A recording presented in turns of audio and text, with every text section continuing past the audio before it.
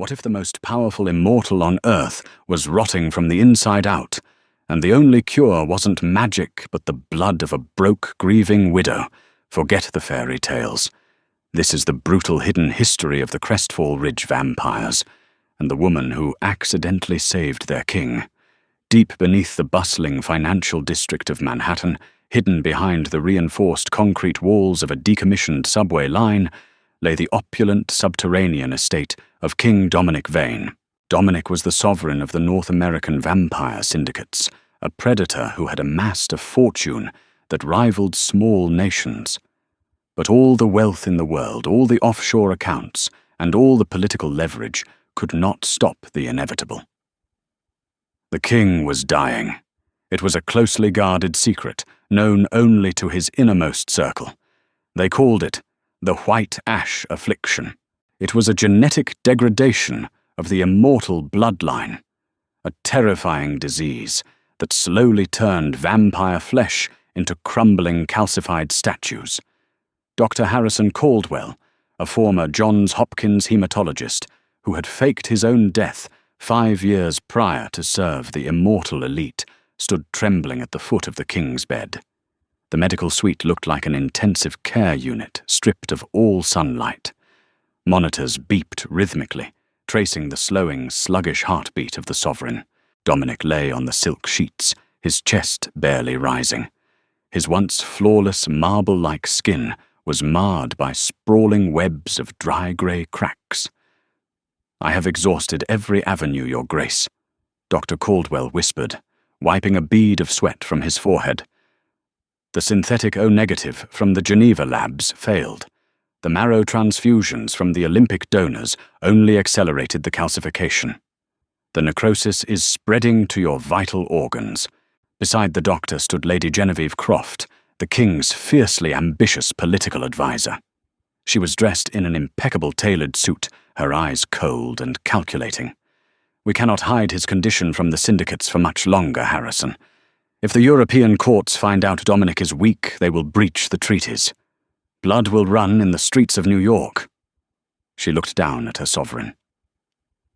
"There must be something. What about the Thornton artifact?" Dominic's eyes fluttered open. The irises, once a vibrant, terrifying crimson, were clouded with a milky haze. He let out a ragged, agonizing breath that sounded like dry leaves scraping across a pavement. "Find the widow." He rasped the effort, causing a spiderweb crack to spread across his collarbone. "Arthur Thornton stole it. His wife has it, 300 miles away, in a drafty, dilapidated cabin in upstate New York. Abigail Thornton sat at her kitchen table, staring blankly at a pile of past-due notices from Capital One and a foreclosure warning from the bank. Abigail was 32, exhausted, and profoundly alone. 2 years ago, her husband Arthur had died in a horrific fiery crash involving his 2018 Volvo XC90 on a lonely stretch of highway. The police called it a tragic accident. Abigail just called it the end of her life. Arthur had been an accountant, or so she thought. After his death, the IRS froze her accounts, claiming Arthur was involved in massive, undocumented offshore money laundering. She was left with nothing but crippling debt and a deep, gnawing grief. To survive, Abby worked double shifts as an herbalist and a phlebotomist at a local free clinic. She was a woman completely broken by the world, yet too stubborn to let it bury her. She had no idea that her late husband's accounting clients were predators of the night, nor did she know that Arthur was a human, familiar, a trusted servant who had betrayed the most dangerous creature on the planet. The rain beat against the thin glass of her kitchen window. Abby reached for her tea, her hands trembling from exhaustion. Suddenly, the front door of her cabin didn't just open. It exploded inward, splintering the wooden frame into jagged shrapnel. Abby screamed, leaping back from the table as 4 figures stepped into her home. They moved with a terrifying, synchronized fluidity. They were dressed in tactical gear, but they wore no badges. Leading them was Commander Gideon Cross, the captain of the Royal Guard. He was tall, impossibly pale, and possessed a predatory grace that immediately signaled to every primal instinct in Abby's brain that she was in mortal danger. Abigail Thornton. Gideon said, his voice smooth, echoing like velvet over crushed glass. Who are you? What do you want? Abby backed into the kitchen counter, her hand blindly searching for the heavy iron skillet by the stove. I've told the creditors I don't have the money. The house is already in foreclosure. Gideon ignored her panic. He stepped into the harsh overhead light. We are not here for your human currency, Mrs. Thornton. We are here for what your husband stole from the king's vault 2 weeks before his unfortunate accident. I don't know what you're talking about. Arthur was an accountant. He didn't steal anything. Search the perimeter. Tear the walls down if you have to. Gideon commanded the others. The 3 guards moved through the small cabin like a localized hurricane, ripping up floorboards, shattering drywall and tossing furniture. Abby watched in absolute horror as her life was systematically dismantled. Please, she begged, tears spilling hot down her cheeks. There's nothing here. Arthur didn't leave me anything but debt. Gideon stepped into her personal space.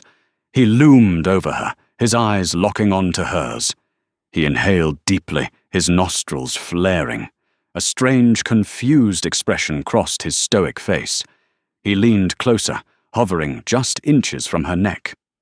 Abby froze her breath, catching in her throat. You smell, Gideon murmured, his voice dropping to a dangerous register. Peculiar. Heavily spiced. Iron and something ancient. He grabbed her arm with a grip like a steel vice. The artifact is not in the house, one of the guards reported from the hallway. The thermal scans show no hidden compartments. Gideon stared at Abby's terrified face, his eyes narrowing as he registered the strange, intoxicating rhythm of her pulse. If the artifact is not in the house, Gideon said coldly, then she must know who Arthur sold it to. Bring her. The king will extract the truth from her himself. Before Abby could scream, a heavy, cold hand clamped over her mouth and nose. The world violently tilted, and a sickly sweet chemical odor flooded her senses. The last thing she saw before the darkness took her was the framed wedding photo of her and Arthur lying shattered on the kitchen floor.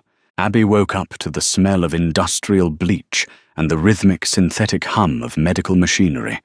Her head pounded with a vicious, throbbing ache. She blinked against the harsh white fluorescent lights, realizing she was strapped to a cold, stainless steel medical chair. Panic hit her like a physical blow. She thrashed against the heavy leather restraints, binding her wrists and ankles, her breath coming in short, hyperventilating gasps. Save your energy, Abigail. A sharp, aristocratic woman's voice echoed through the sterile room. Abby snapped her head to the side. Lady Genevieve Croft stood by a tray of surgical instruments, looking at Abby with an expression of profound distaste. Behind her, Dr. Harrison Caldwell was frantically adjusting the IV drip connected to a massive glass-walled isolation chamber in the center of the room. Where am I? Are you the people Arthur owed money to? Abby choked out her throat raw. Money. Genevieve let out a short, humorless laugh. Your husband was a thief, Abigail. He was a familiar to the Crestfall Ridge court. He managed our human assets. But 2 years ago he gained access to the king's private archives and stole the Genesis vial, the only remaining sample of the original, uncorrupted, immortal pathogen. We believed he hid it to sell to the European syndicates. We killed him for his treason, of course. But we never found the vial. Abby's mind reeled. Familiar court, immortal pathogen. It sounded like the ravings of a lunatic cult. But the sheer terror in the room, the impossible strength of the men who had taken her, made the nightmare undeniable. You murdered Arthur, she whispered, the grief and shock finally breaking through her panic. We disciplined a traitor, Genevieve corrected coldly. And now our king is dying of the white ash. The The Genesis vial was the only key to synthesizing a cure. Since Arthur is dead, you are going to tell us where he hid it." "I don't know," Abby screamed, pulling violently at her restraints. "He didn't tell me anything. He gave me nothing. Before he died, he was paranoid. He kept giving me these awful bitter vitamin injections because he said I was anemic. That's it. That's all he gave me." Dr. Caldwell suddenly froze. He slowly turned away from the isolation chamber, his eyes wide behind his wire-rimmed glasses. "What did you just say?" "Vitamins." Abby sobbed. "He gave me daily injections for months before he crashed. He said it would make me strong." Dr. Caldwell rushed toward Abby, grabbing a sterile syringe from the metal tray. "Genevieve," he whispered, his hands shaking violently. The Genesis pathogen is an organic compound. It cannot survive long outside a host. If Arthur knew we were closing in on him. He didn't hide it in a vault. Genevieve breathed, her eyes widening in horrific realization as she stared at Abigail. He used a human incubator. He hid it in her bloodstream. Before Abby could process what was happening, Dr. Caldwell drove the needle into her forearm, drawing a vial of deep, rich red blood. He practically ran to a centrifuge, sliding the vial in and activating the machine. The room fell into a suffocating silence, save for the whirring of the centrifuge and the ragged, dying breaths echoing from the glass chamber. Suddenly, a deafening, piercing alarm blared from the monitors connected to the king. "He's ashing!" Dr. Caldwell screamed over the noise, abandoning the centrifuge and sprinting toward the glass chamber. "His heart is calcifying! We're losing him!" Genevieve cursed, rushing to the doctor's side. In their blind panic, they left the latch on Abby's chair unfastened. The leather strap around her right wrist slipped loose. Operating entirely on adrenaline and the desperate urge to survive, Abby yanked her other arm free, scrambling backward off the chair. Her foot caught on a tangled IV line on the floor. She stumbled, crashing hard into the metal tray of surgical instruments. The sharp edge of a scalpel sliced deep into the palm of her hand. Abby cried out in pain, clutching her bleeding hand to her chest. "Grab her!" Genevieve shrieked. But as Dr. Caldwell turned to grab Abby, the heavy glass door of the isolation chamber swung open. Dominic Vane convulsed violently on the bed. His chest heaved, and the grey, stony cracks on his skin began to deepen, flaking off into piles of fine white ash on the black silk sheets. He was moments away from turning into dust.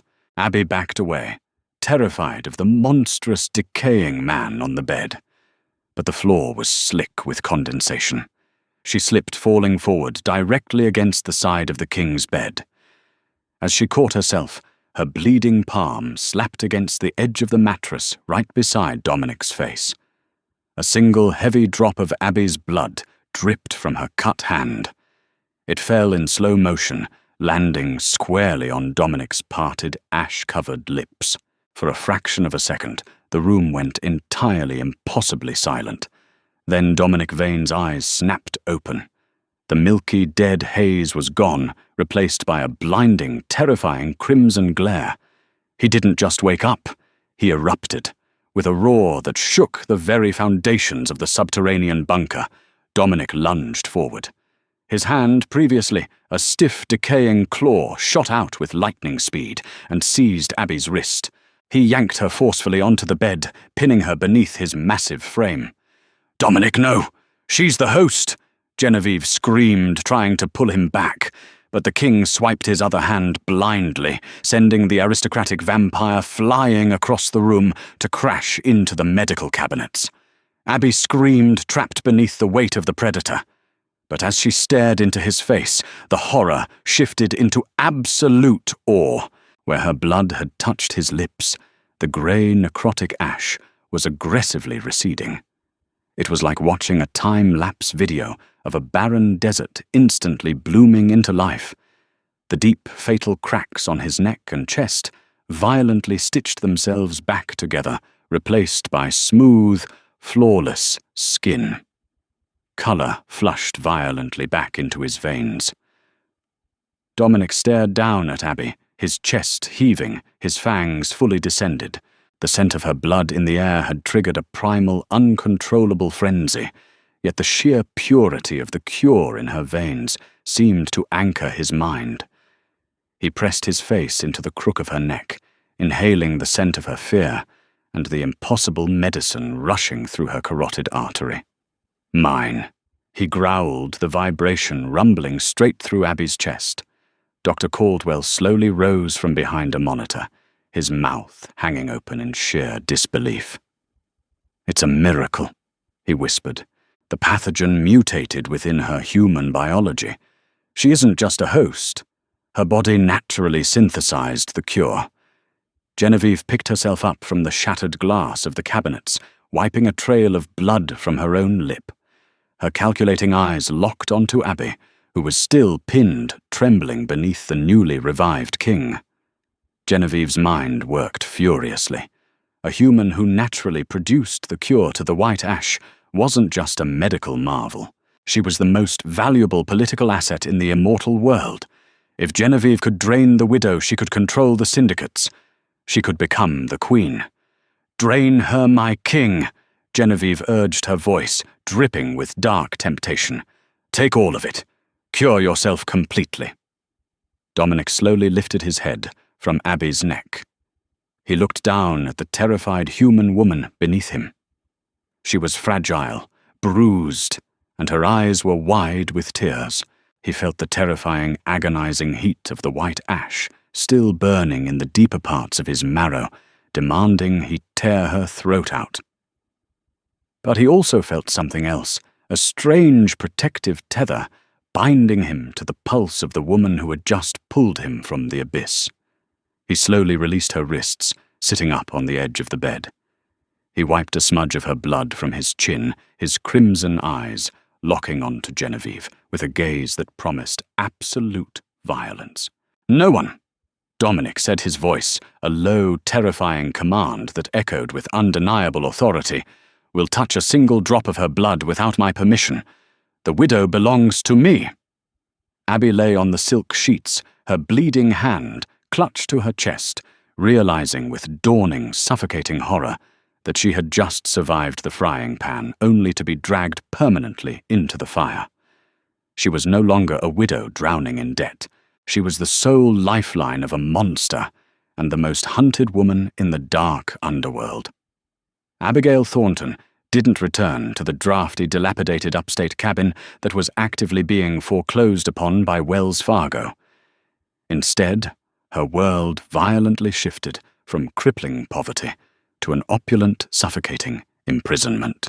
She was relocated under the cover of darkness to the uppermost penthouse of the Pierre Hotel, overlooking Central Park, a property secretly entirely owned by the Crestfall Ridge syndicates. The suite was a masterclass in aggressive old-world luxury. The floors were laid with imported Italian marble, the walls adorned with authentic Renaissance tapestries, and the massive dining table was set with heavy baccarat crystal that caught the ambient light like scattered diamonds. For a woman who had spent the last 2 years hyperventilating over $80 electric bills and eating generic brand ramen, the sheer display of impossible wealth was nauseating. She was a prisoner, yet she was being treated as the most priceless artifact on the planet. For 3 days, Abby was kept in total isolation, save for the rigidly scheduled visits from Dr. Harrison Caldwell. The physician would arrive with a sanitized silver cart, withdraw precisely 2 vials of her heavily spiced miraculous blood, and depart without answering a single one of her frantic questions. She was a walking, breathing pharmaceutical factory for the undead sovereign. On the 4th night, the heavy mahogany doors of the penthouse swung open. Abigail instinctively backed away, retreating toward the massive, floor-to-ceiling windows that overlooked the glittering Manhattan skyline. The man who entered the room was entirely unrecognizable from the rotting, ash-covered corpse she had bled upon days prior. King Dominic Vane moved with the terrifying silent grace of an apex predator, perfectly comfortable in its own lethality. He wore a sharply tailored charcoal suit that emphasized the broad, imposing lines of his shoulders. His skin, previously fractured with grey necrosis, was now flawless, possessing a faint, haunting luminescence. But it was his eyes that locked Abby in place. The milky blindness was gone, replaced by a deep, piercing crimson that seemed to strip away her defenses and look directly into the bruised core of her soul. "You are trembling, Abigail," Dominic stated. His voice was a low, resonant baritone that sent an involuntary shiver down her spine. It didn't sound like a monster's growl. It sounded like power incarnate. "You kidnapped me. You dismantled my home. You strapped me to a medical chair." Abby replied, her voice shaking, but laced with a stubborn, defiant anger that surprised even herself. "I think I have earned the right to tremble, Your Grace." Dominic paused, a flicker of genuine amusement crossing his harsh features. He slowly walked toward a crystal decanter on the side table, pouring 2 glasses of amber liquid. "You possess a spine. Arthur always said his wife was forged from iron. I see now that he was not merely boasting." He offered her a glass of Macallan 25-year-old Scotch. Abby hesitated, then snatched it from his hand, downing a generous sip to steady her frayed nerves. Arthur didn't know anything about this world. Abby snapped, her grief bubbling to the surface. He was a boring, predictable accountant. He did taxes. He didn't deal with vampires or immortal pathogens. "Sit down, Abigail," Dominic commanded, softly gesturing to a plush velvet armchair. When she reluctantly complied, the king took the seat opposite her. The heavy silence between them stretched thick with unspoken revelations.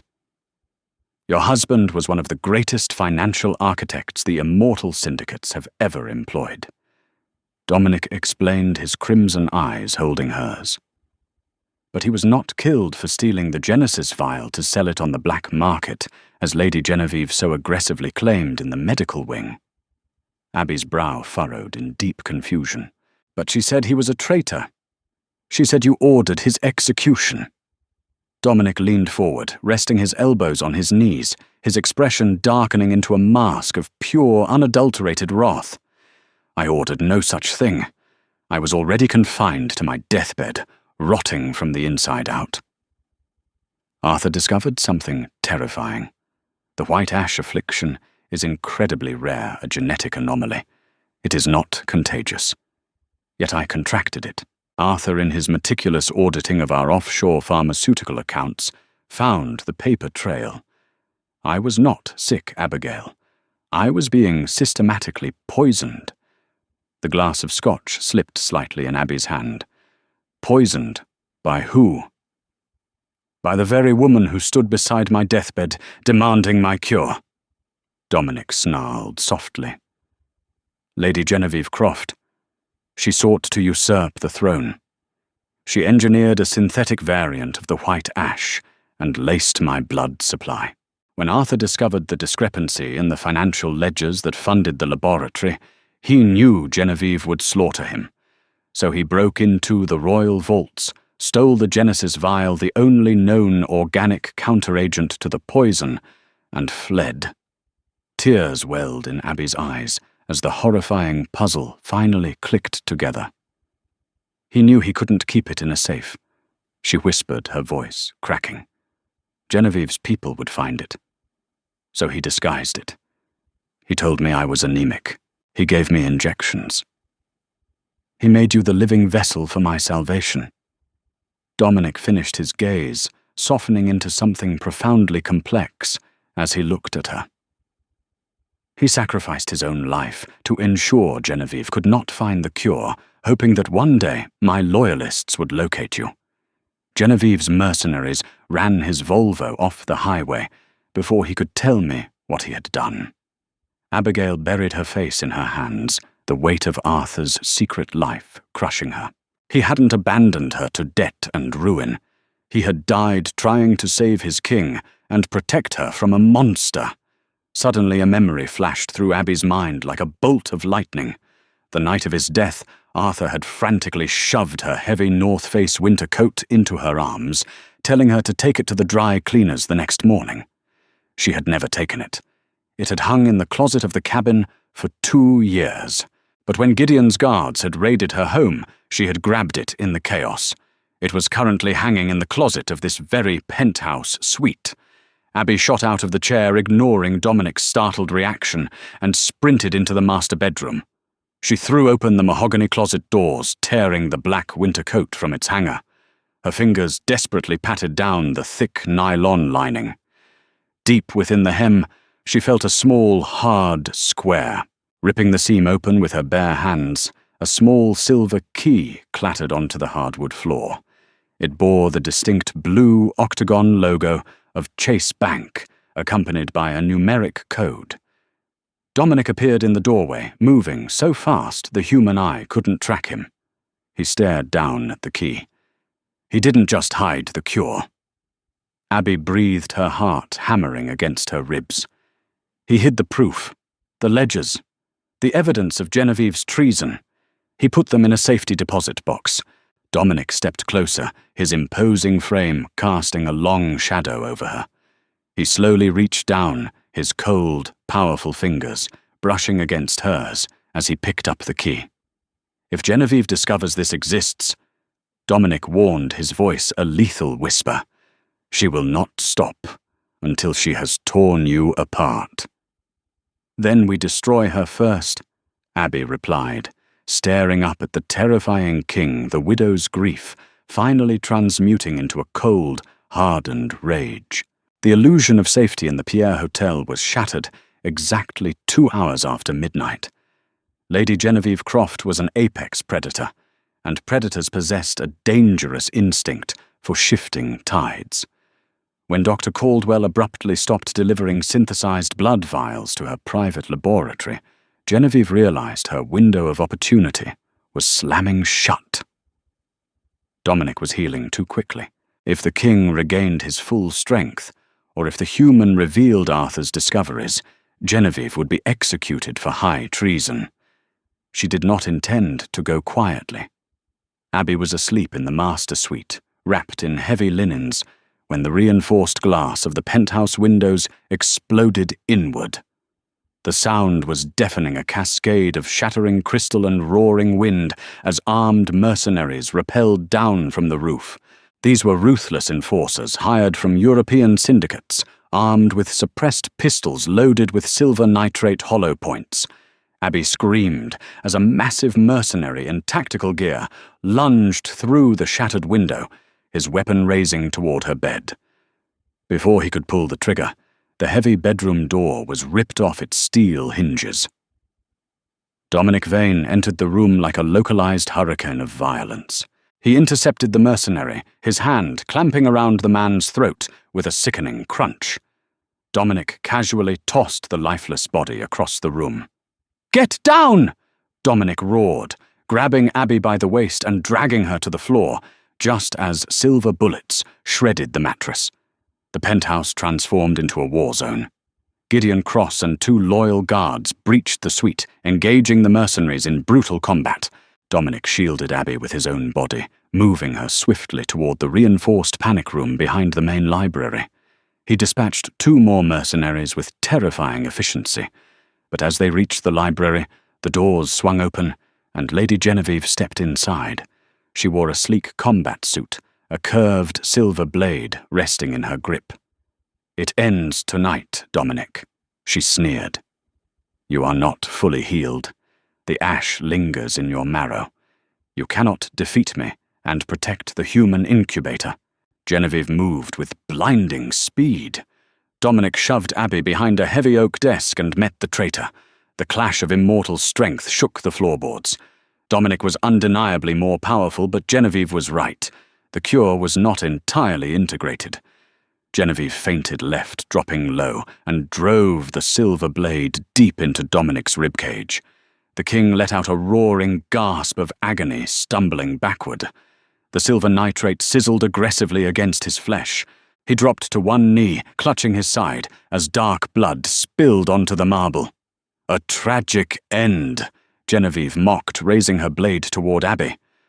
Abby looked at the bleeding king. She didn't panic. She dropped down. Without a thought of self-preservation, Abby grabbed a shard of shattered crystal and slashed it across her wrist. Hot crimson spilled forth. "Drink!" Abby commanded, shoving her bleeding wrist against his mouth. Genevieve shrieked, lunging forward, but she was too late. Dominic clamped his mouth over Abby's wrist. As the pure cure flooded his system, the remnants of the white ash incinerated. Dominic rose. He pulled the blade from his ribs and tossed it aside. Dominic moved faster than sound, his hand plunging through Genevieve's sternum. He ripped her heart from her chest, crushing it to dust. Genevieve collapsed, desiccating into ash. Dominic turned back to Abby. Kneeling, he gently took her wounded wrist. He ran his tongue over the cut sealing the flesh. "Your debts in the human world are erased," Dominic whispered softly. "You are the queen of the Crestfall Ridge." Did Abigail's terrifying descent into the hidden vampire underworld leave you breathless?